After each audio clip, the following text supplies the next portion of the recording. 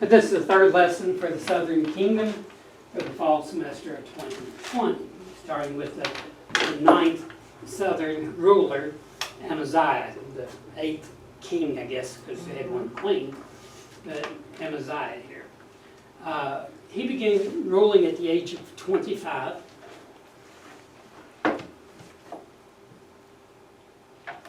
He began doing the right things. He reigned for 29 years, so pretty long time for the kings back in those days.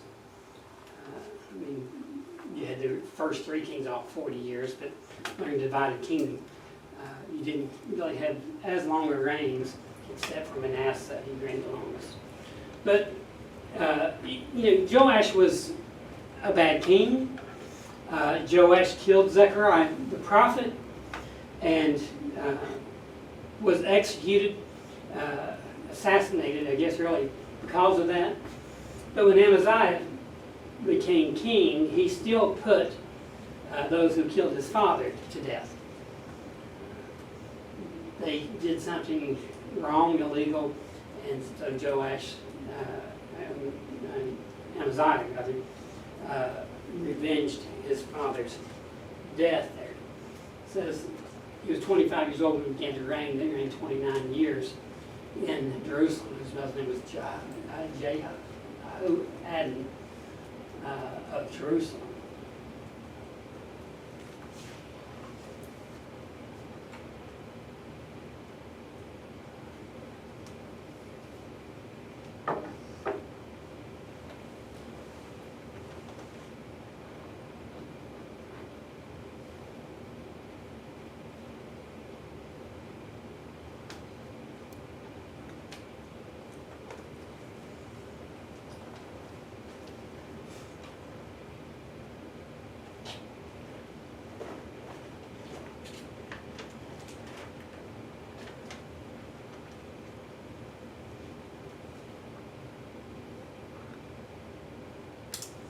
I think a lot of the kings, a lot of the good kings started off good,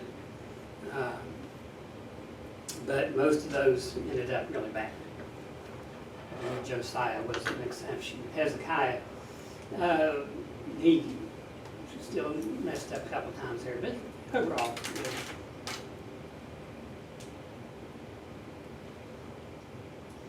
Jehoshaphat, who did great for a while, and then ended up compromising with the northern kingdom and had his son marry Athaliah.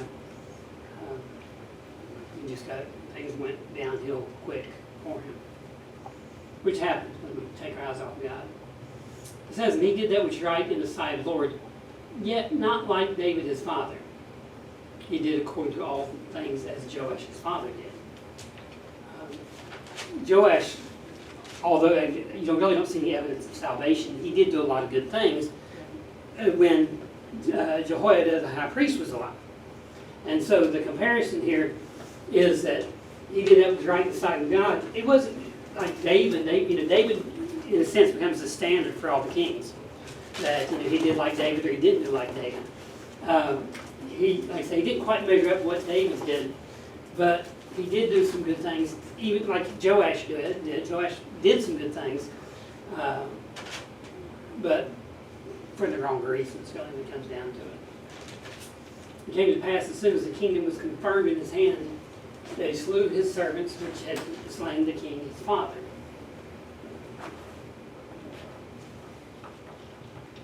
And I'm sure that was important to him because he wants people to know that if you kill the king, you'll be put to death. He's now the king. So, have to be careful about him. He did not kill the children of the assassins. But the children of the murderers he slew not, according to that which is written in the book of the law of Moses, wherein the Lord commanded, saying, the father shall not be put to death for the children, nor the children be put to death for the fathers, but every man shall be put to death for his own sin. And that is a really important principle that we all need to understand, and that just because somebody's parent did something, we shouldn't hold it against them. If there's somebody in church that you might not particularly like or care for, and they do something horrible or whatever. Let's say a woman cheats on her husband and ends up pregnant, and she has the baby. Sometimes people will look down on the baby because of that, and have a grudge against the baby because, you know, what her mother did. It's so sad. It's so ridiculous. I mean, we should forgive anybody and everybody anyway, but how much more so those who wasn't even involved in the situation. And so, you know, what my grandfather did, God's not holding me accountable for that. You know, I know this Black Lives Matter is an important thing, but the other day I heard, and I can't remember the exact details.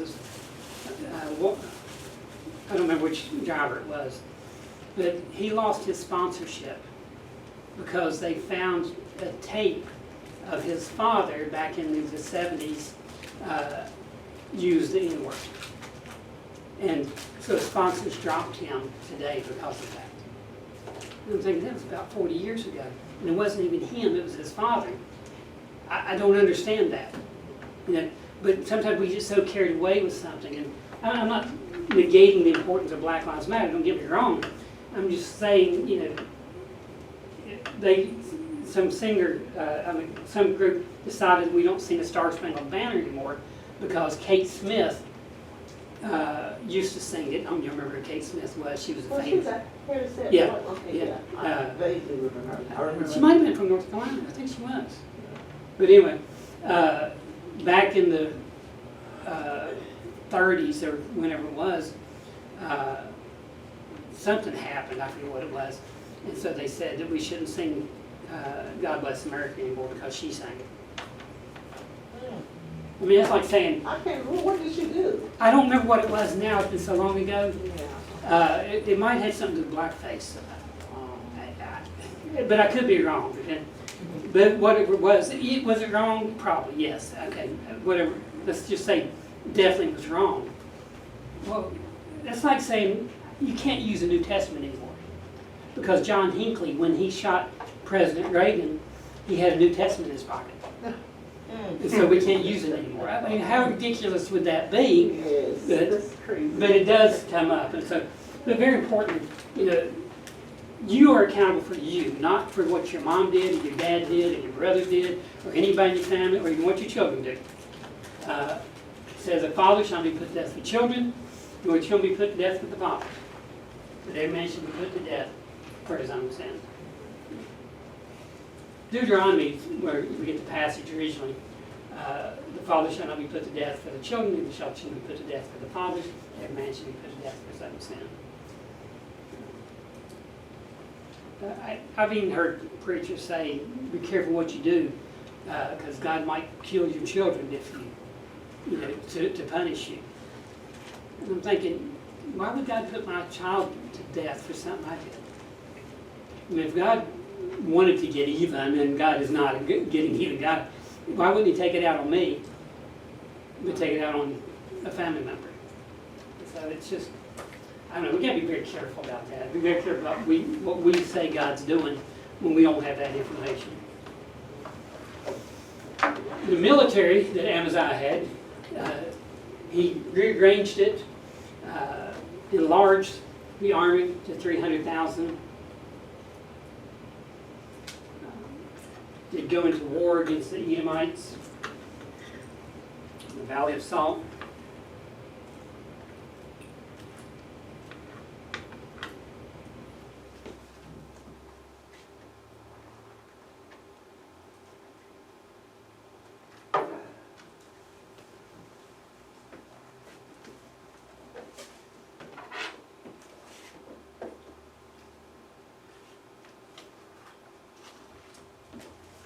Remember, his reign began in 796, so at this time the northern kingdom still exists. They were not ended until 721 BC. So it was 70 years long before the northern kingdom.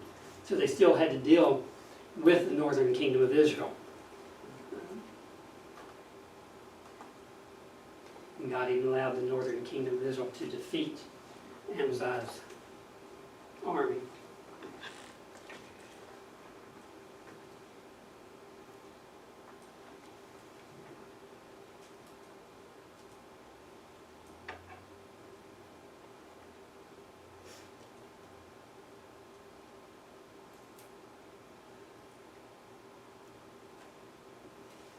Valley of Salt, I imagine is, since Edom was on the east side of the Jordan, and the Salt Sea is southern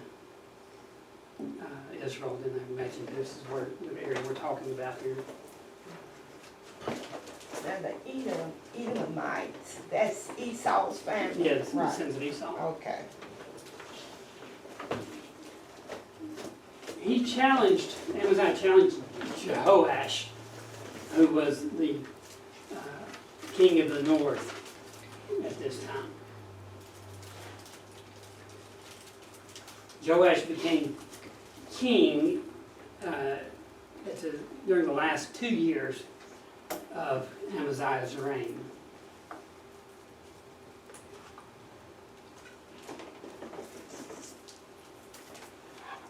As Amaziah sent messengers to Jehoash, the son of Jehoahaz, son of Jehu, king of Israel, saying, "Come, let us look one another in the face."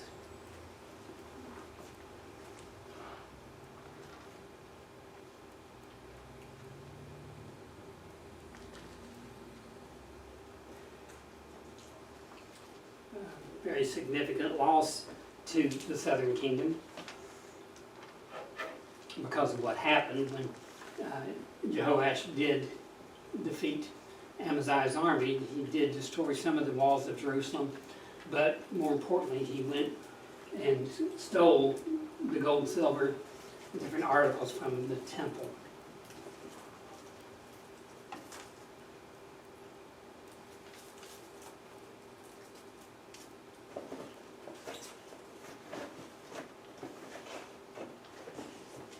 And Joash, king of Israel, sent to Amaziah, king of Judah, saying, "The thistle that was in Lebanon sent to the cedar that was in Lebanon, saying, Give thy daughter to my son to wife.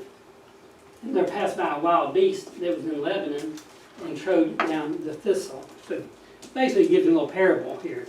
And he's mocking him, he's ridiculing Amaziah. Because Jehoash said the thistle that was in Lebanon sent to the cedar.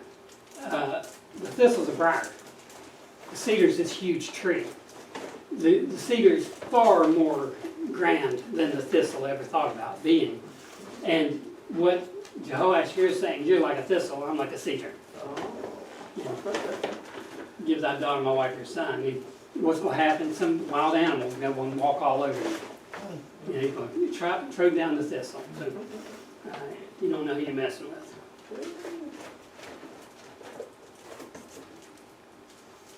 It says, "Thou hast indeed smitten Edom, and thine heart that lifted thee up, glory of this."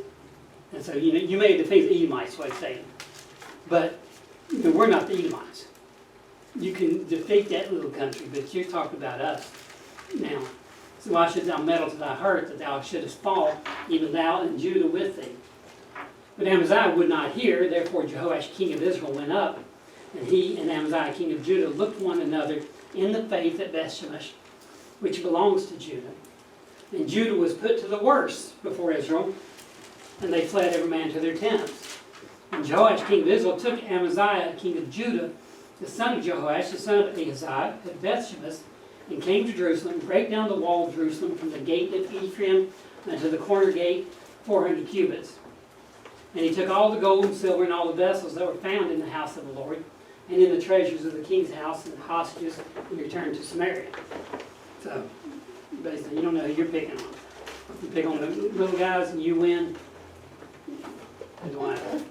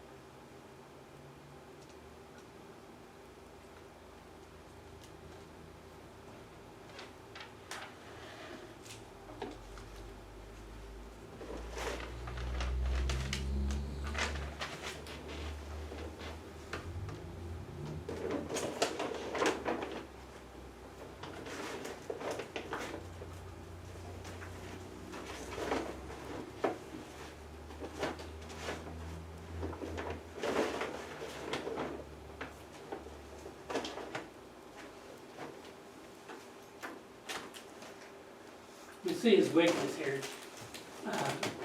Amaziah he ended up hiring 100,000 soldiers from the north, from Israel. There came a man of God to him saying, O king, let not the army of Israel go with thee, for the Lord is not with Israel, to wit, with all the children of Ephraim. But if thou wilt go, do it, be strong for the battle. God shall make thee fall before the enemy. For God has power to help and to cast down. And Amaziah said to the man of God, but what shall we do for the 100 talents which I have given to the army of Israel? And the man of God answered, the Lord is able to give thee much more than this. So what Amaziah was worried about is, when he hired the 100,000, then God told him through this prophet that he was wrong in doing that. But Amaziah was more worried about the money. He said, well, I've already paid. I've already given this to the army group. Do I get my money back? That kind of thing. And God said, whatever you gave, God's able to give far more than that. He did reluctantly dismiss the 100,000 troops. He did finally give in, but he later learned these soldiers had killed and plundered at various Judean cities. So, this army that he hired, these mercenaries that he hired to go into battle with him, were killing his people and taking his stuff from other southern cities.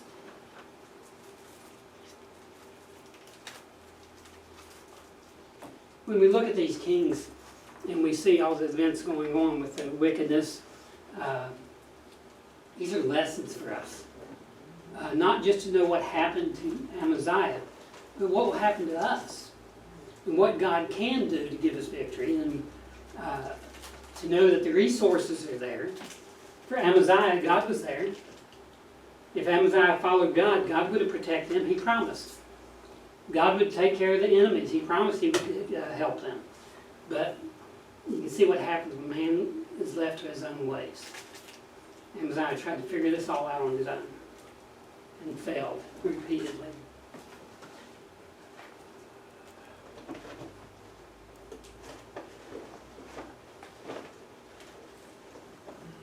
Same screen there, just change the color of it. How important it is to listen to what God said. And even though he did listen, he did do what God said at the end, his heart wasn't in it.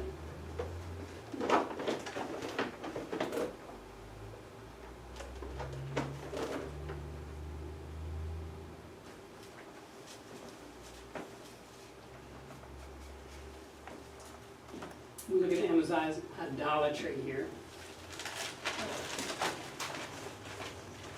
You remember they defeated the Edomites in the Valley of Salt, but now he's worried about, did I offend one of the Edomites' gods? Maybe that's why I'm having bad luck. Or some people would tend to think that good luck and bad luck, not a thing. What Amaziah ended up doing was bringing some of the idols from Edom back to Jerusalem and worshipped the idols.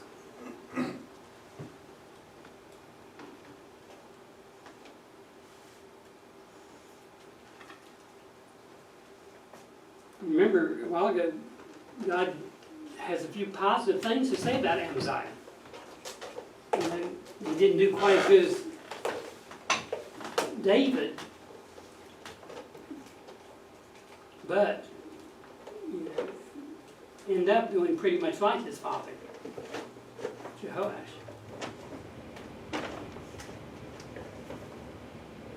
Ended up being killed, assassinated by his officials. Just a sad, sad story. Let's take a break.